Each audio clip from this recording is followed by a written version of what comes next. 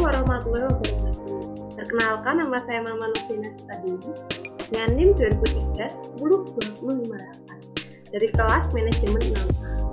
Materi ini saya buat untuk memenuhi tugas praktek simulasi manajerial yang diampu oleh Ibu Wiwin Julianti, SE, SPD, MA. Tugas ini tentang tata kelola manajerial Bank Sentral Asia atau yang sebenarnya langsung saja.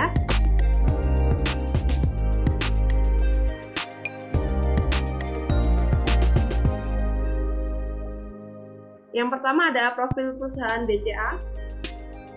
Bank Sentral Asia atau yang disingkatnya Bank BCA didirikan di Indonesia tanggal 10 Agustus 1955 dengan nama NP Perseroan Dagang dan Industri Semarang Trading Security dan mulai beroperasi di bidang perbankan sejak tanggal 12 Oktober 1956. Kantor pusat Bank BCA berlokasi di Menara BCA, West Indonesia, Jalan MH Tamrin nomor 1.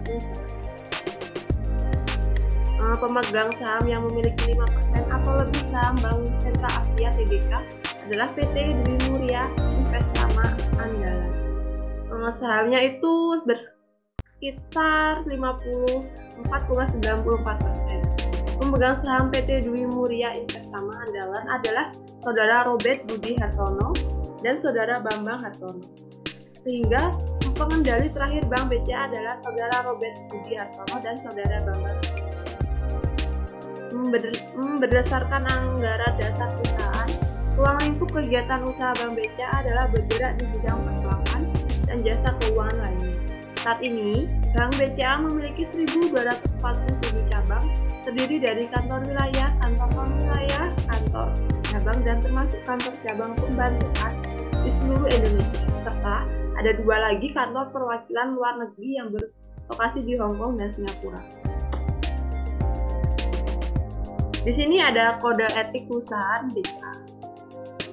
Prinsip-prinsip utama dalam kode etik perseroan BCA itu, yang pertama itu meliputi profesional, integritas, tim yang unggul, pelayanan prima, dan kepedulian sosial.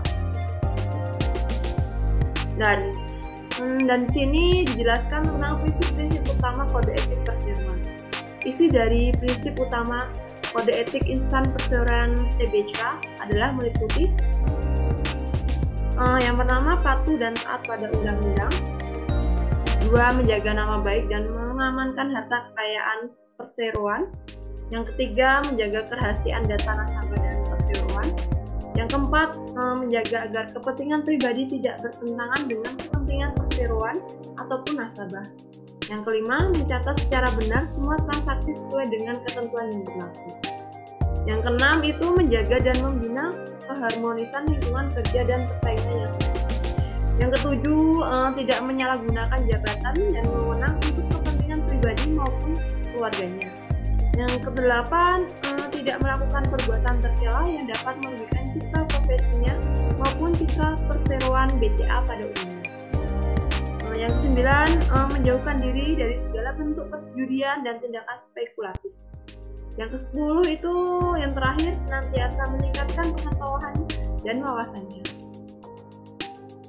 Di sini dijelaskan lebih rincinya prinsip-prinsip diterapkan oleh insan perseroan dalam melaksanakan pekerjaan sendiri.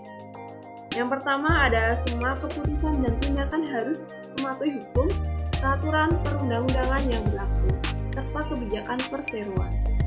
Yang kedua, setiap insan perseroan adalah manusia yang jujur, terpercaya di dalam segala tindakan dan hubungan dan atas nama perseroan. Yang ketiga, itu situasi di mana kepentingan pribadi dan kepentingan perseroan atau nasabahnya berpotensi memiliki pertentangan harus dihindari. Apabila tidak dapat dihindari, maka hal tersebut harus diungkapkan atau diselesaikan dengan peraturan yang berlaku.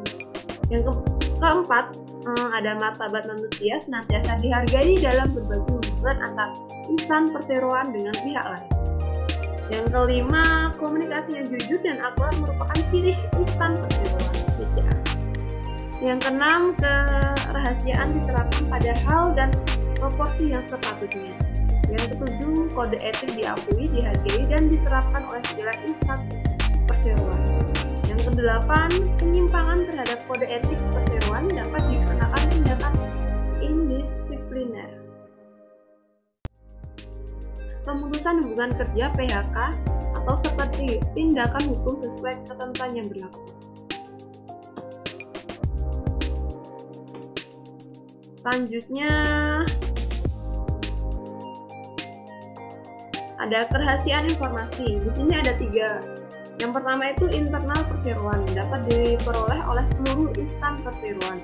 Yang kedua ada rahasia, hanya dapat diperoleh oleh internal audit dan direksi dan dewan komisaris.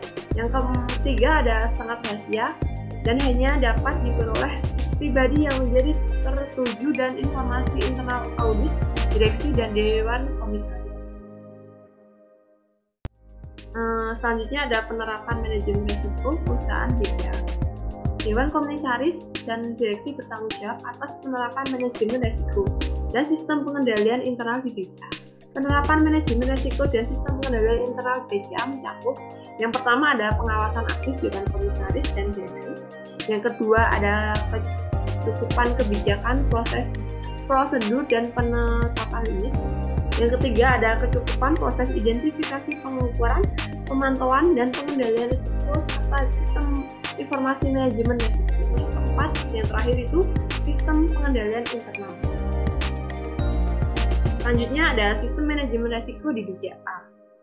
Dalam rangka pengendalian risiko BCA telah mengimplementasikan kerangka dasar manajemen risiko (Risk Management Framework) secara terpadu yang dituangkan dalam kebijakan dasar manajemen risiko atau disingkatnya KDMR.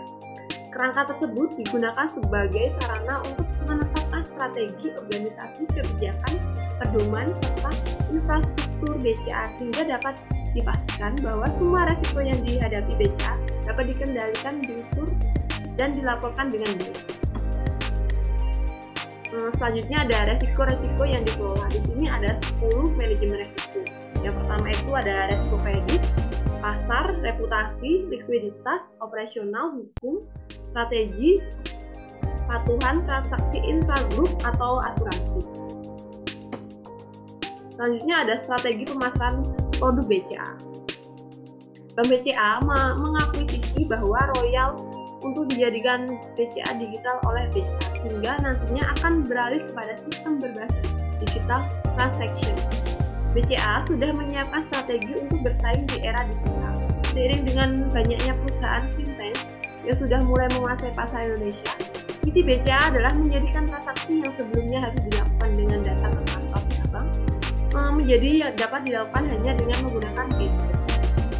Yang kedua ada strategi BCA ini merupakan strategi di mana menjadi tujuan BCA untuk bertransformasi menjadi serba digital serta yang dapat masyarakat rasakan saat ini.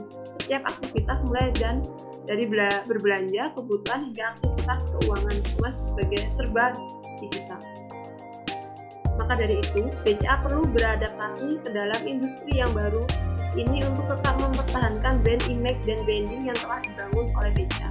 Sehingga hal tersebut harus disiapkan secara matang oleh BCA agar output masyarakat dapat maksimal. Selanjutnya ada tanggung jawab sosial perusahaan di BCA. Mendukung tujuan pembangunan berkelanjutan melalui kegiatan tanggung jawab sosial. BCA turut mendukung tujuan pembangunan berkelanjutan dan implementasi keuangan berkelanjutan. Kegiatan tanggung jawab sosial perusahaan atau Corporate Social Responsibility atau yang disingkatnya CSR merupakan salah satu kontribusi BCA bagi pemangku kepentingan dan lingkungan hidup. Kontribusi ini menjadi nilai tambah bagi pemangku kepentingan sejalan dengan salah satu misi BCA yaitu meningkatkan nilai franchise dan nilai stakeholder BCA. Selain itu, program CSR juga merupakan bentuk dukungan BCA dalam mencapai Sustainable Development Goals atau SDGs, tujuan pembangunan berkelanjutan dan keuangan berkelanjutan. Terima kasih, sekian presentasi dari saya. Salah katanya saya mohon maaf. Wassalamualaikum warahmatullahi wabarakatuh.